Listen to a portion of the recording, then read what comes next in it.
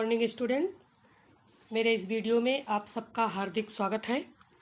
लंबे इंतज़ार के बाद हिंदी कृति पत्रिका का प्रारूप आ गया है, पेपर पैटर्न मालूम हो गया है। तो आज मैं हिंदी कृति पत्रिका के प्रारूप से आपका परिचय करवाने चल रही हूँ।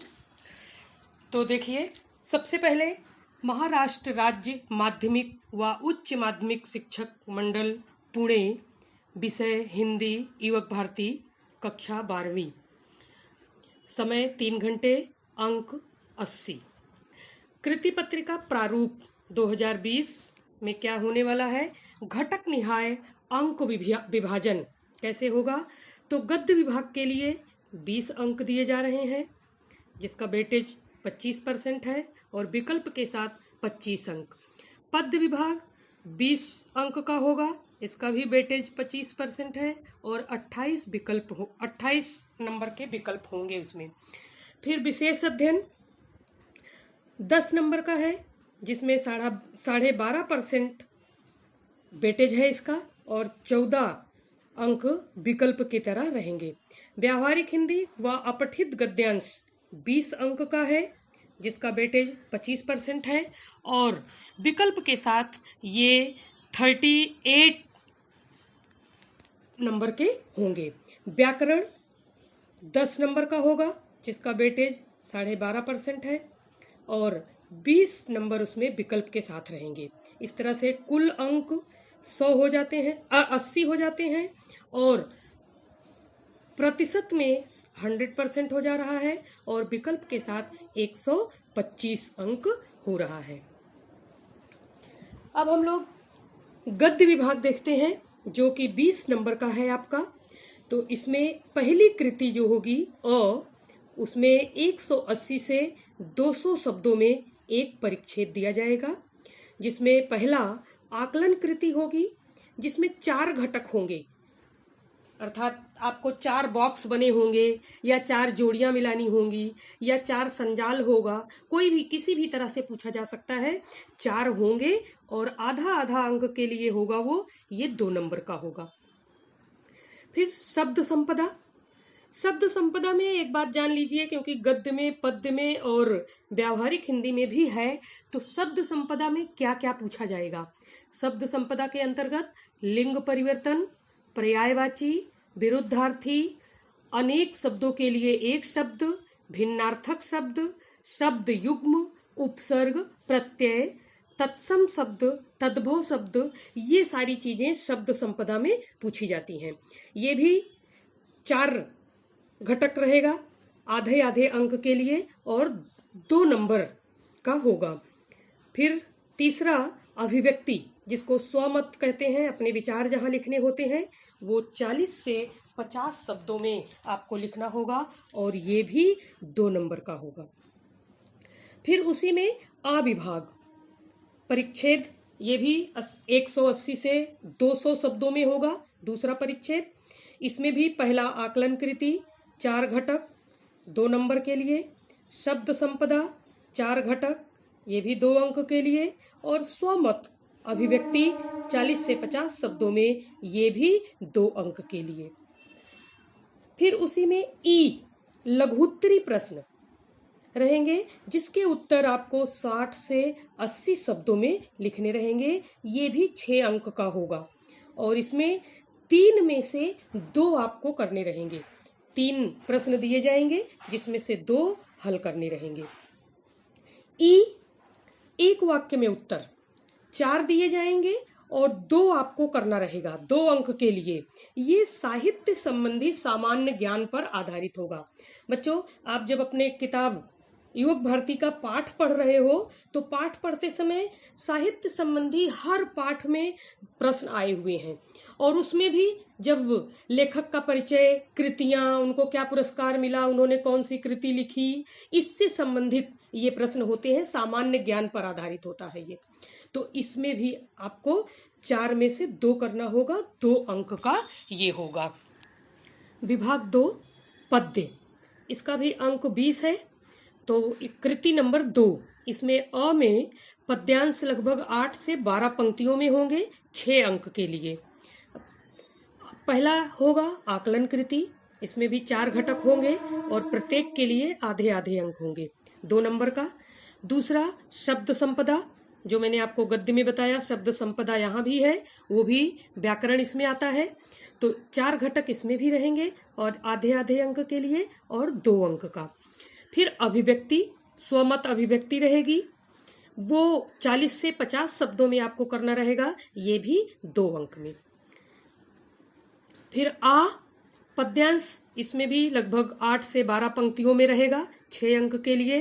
पहला आकलन कृति 4 घटक आधे आधे अंक के लिए। दूसरा शब्द संपदा 4 घटक आधे आधे अंक के लिए।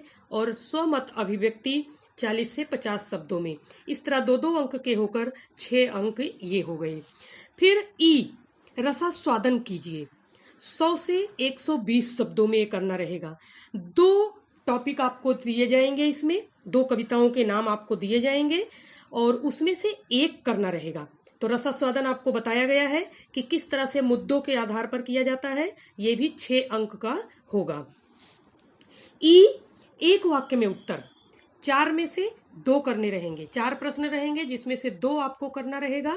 यह भी विकल्प, 4 में से 2 करना है, ये विकल्प रहेगा यहाँ पर। और साहित्य संबंधी सामान्य ज्ञान पर आधारित रहेगा, जैसा गद्य खंड में था, ये भी लेखक के या कवि के कृतियों का, उनका परिचय, उनका जन्म, उनका नाम इत्यादि, ये सब चीजें यहाँ पर पूछी जाएंगी।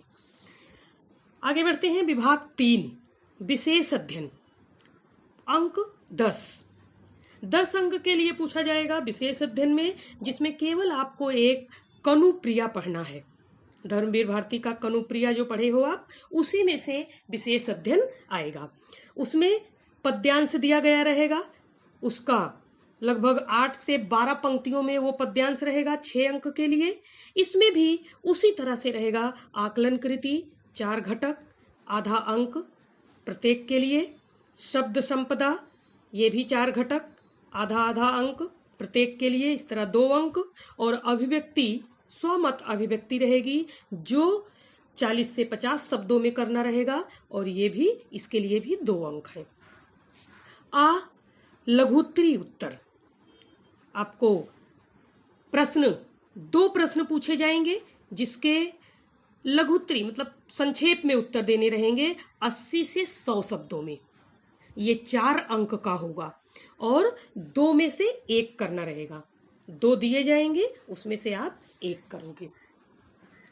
इसके पश्चात विभाग 4 व्यावहारिक हिंदी, अपठित गद्यांश और पारिभाषिक शब्दावली, ये भी 20 अंक के लिए है। तो अब इसमें कृति 4 में पहला दीर्घोत्तरी प्रश्न, जिसके उत्तर 100 से 120 शब्दों में आपको लिखने रहेंगे और ये 6 अंक का होगा। अब देखिए, आपकी सुविधा के लिए, ये आपके हित में है, विद्यार्थियों को ज्यादा अंक पा सकें, इसलिए यहाँ पर एक विकल्प और दिया जा रहा है, अथवा करके परिच्छेद दिया जाएगा, जो लगभग 180 से 200 शब्दों में होगा। और उसमें भी आकलन कृति 2 अंक की, शब्द संपदा 2 अंक का और स्वमत अभिव्यक्ति 2 अंक की। तो ये तो आपको बहुत ही सरल है, सहज है कि इसमें आप ज्यादा अंक पा सकते हैं। तो दोनों ही हैं, अगर आप दीर्घोत्तरी प्रश्न करना चाहें तो वो भी कर सकते हैं, दीर्घोत्तरी मतलब बड़े प्रश्न, और या कि आप परिच्छेद करना चाहें, जो कि परिच्छेद से ढूंढ कर ही लिखना रहता है, तो बहुत ही सरल है और अंक पाना बहुत आसान है। फिर उसी में लघुत्तरी 2 में से 1 का उत्तर 80 से 100 शब्दों में लिखना रहेगा। संक्षेप में उत्तर है, जो कि 2 दिए जाएंगे, जिसमें से 1 आपको करना रहेगा और ये 4 अंक का होगा। अब यहां भी अथवा करके दिया जा रहा है, यहाँ भी आपको विकल्प मिल गया कि सही विकल्प चुनकर वाक्य फिर से लिखिए, या कुछ वाक्य ऐसे लिखे रहेंगे, उसको आपको चुनकर फिर से लिखना पड़ेगा। और ये व्यावहारिक हिंदी के पाठ पर आधारित रहेगा। आप बच्चों जानिए कि 1 से 12 तक जो पाठ है उसमें गद्य पद्य है, और 12 के बाद 13वां पाठ कनुप्रिया, जो व्यावहारिक हिंदी के अंतर्गत जो विशेष अध्ययन के लिए आ गया, और उसके बाद जो पाठ आ रहे हैं वो आपके व्यावहारिक हिंदी के अंतर्गत है। पल्लवन, फीचर लेखन, मैं उद्घोषक और ब्लॉग लेखन, तो ये इसमें से संबंधित रहेगा। अब इसके बाद अपठित परिच्छेद लगभग 180 से 200 शब्दों में होगा। एक अपठित होगा जो आपके पाठ्य पुस्तक से संबंधित नहीं होगा। 6 अंक के लिए ये भी पूछा जाएगा और इसमें 2 नंबर की आकलन कृति, 2 नंबर का शब्द संपदा और अभिव्यक्ति, स्वमत अभिव्यक्ति, ये भी 2 नंबर की होगी। तो ये आपका व्यावहारिक हिंदी के अंतर्गत हुआ। फिर इसी में ई पारिभाषिक शब्दावली। बच्चों, आपने पारिभाषिक शब्दावली आपको दिया गया है, उसके लिए पेज नंबर दिए गए हैं कि किस पेज पर आया हुआ है पीछे। तो 8 शब्द अंग्रेजी के दिए जाएंगे, जिसमें से 4 आपको करना होगा और ये 4 अंक का होगा, मतलब एक अंक का 1 होगा।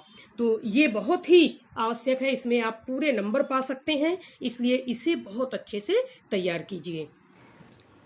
विभाग 5 10 अंक का, कृति नंबर 5, इसमें पहला रहेगा काल परिवर्तन करके वाक्य फिर से लिखिए, 2 अंक के लिए, और 4 दिए जाएंगे जिसमें से 2 आपको करने रहेंगे। अलंकार, 4 अलंकार दिए जाएंगे, पंक्तियां दी जाएंगी और आपको केवल पहचान कर उनका नाम लिखना है और कुछ नहीं करना है, केवल नाम लिखना है और ये भी 2 अंक के होंगे। रस भी 4 दिए जाएंगे, 4 पंक्तियां दी जाएंगी जिसमें से 2 आपको पहचान कर लिखना है कि कौन सा रस उसमें आया हुआ है, ये भी 2 अंक का होगा। फिर मुहावरों का अर्थ लिखकर वाक्य में प्रयोग कीजिए। मुहावरे 4 दिए जाएंगे जिसमें से 2 का अर्थ लिखना रहेगा और फिर उसका वाक्य में प्रयोग करना रहेगा, ये भी 2 अंक के। इसके पश्चात वाक्य शुद्धिकरण करके वाक्य फिर से लिखिए। गलत वाक्य दिए गए रहेंगे, मात्राओं की अशुद्धियां वहां पर रहेंगी या शब्दों की अशुद्धियां रहेंगी और उसको आपको शुद्ध करके फिर से लिखना रहेगा, ये भी 4 दिए जाएंगे जिसमें से 2 करना रहेगा और ये भी 2 अंक के। तो ये आपका इस तरह से 80 नंबर का पेपर हो गया। कुछ आवश्यक सूचनाएं आपको दी जा रही हैं, आप भी इसको समझिए। कृति पत्रिका में गद्य विभाग कृति ई तथा पद्य विभाग कृति ई की कृतियां पाठ्य पुस्तक के स्वाध्याय से लेना अनिवार्य है। तो ये हालांकि अध्यापकों के लिए है, लेकिन मैं आपको भी बता दे रही हूं कि जब आप पाठ या कविता पढ़ रहे हैं तो वहां पर देखिए तो साहित्य संबंधी प्रश्न आया हुआ है, तो वो प्रश्न आपका वहीं से आएगा, पीछे से ही आएगा, इसलिए कहीं और पढ़ने की आवश्यकता नहीं है, बस उसी से पढ़िए, आपको वहां मिल जाएंगे। फिर इसके बाद पारिभाषिक शब्दावली के लिए पृष्ठ क्रमांक 109 और 110 पर जो पारिभाषिक शब्द आए हुए हैं उसी में से पारिभाषिक शब्द आएंगे, तो बहुत थोड़ा सा है, उसको अगर आप कर लेते हैं तो वो 4 अंक आपकी झोली में आ जाते हैं। कृति पत्रिका में व्याकरण विभाग की सभी कृतियों के उदाहरण वाक्य पाठ्य पुस्तक से लेना अनिवार्य है, मतलब कहीं बाहर आपको देखने की जरूरत नहीं है। अगर आप अपनी पाठ्य पुस्तक युवक भारती को अच्छे से पढ़ लेते हैं तो सब कुछ आपको उसी में मिल जाएगा, क्योंकि जो भी उदाहरण लिया जाएगा काल परिवर्तन का, अलंकार का, रस का, वाक्य का, शुद्धिकरण, वाक्य शुद्धिकरण, मुहावरे, सब कुछ आपके पाठ के पीछे से ही आएंगे। अलंकार बच्चों, आपको इस बार अर्थालंकार पढ़ना है, अर्थालंकार, और वो मैंने आपको वीडियो भेजा हुआ है। रस, केवल 6 रस जो आपके पाठ्य पुस्तक में आए हैं वही पढ़ने हैं, वो भी मैंने आपको दिया हुआ है। तो ये सब इतनी तैयारी कर लीजिए और आपको बहुत अच्छे अंक इसमें प्राप्त हो जाएंगे।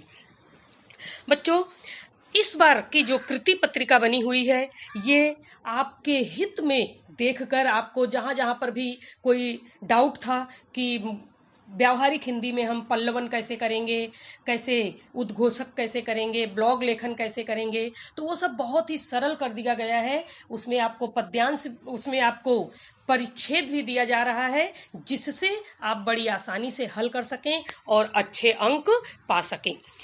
मुझे लगता है कि आपको अपने पेपर पैटर्न की पूरी जानकारी हो गई होगी। आप बच्चों इसी हिसाब से अपनी पढ़ाई अच्छे से कीजिए और बहुत अच्छे नंबर लेकर आइए और हम सबका मान बढ़ाइए। धन्यवाद। अगले वीडियो में पुनः मिलने का वादा करते हुए मैं आपसे विदा लेती हूँ। धन्यवाद।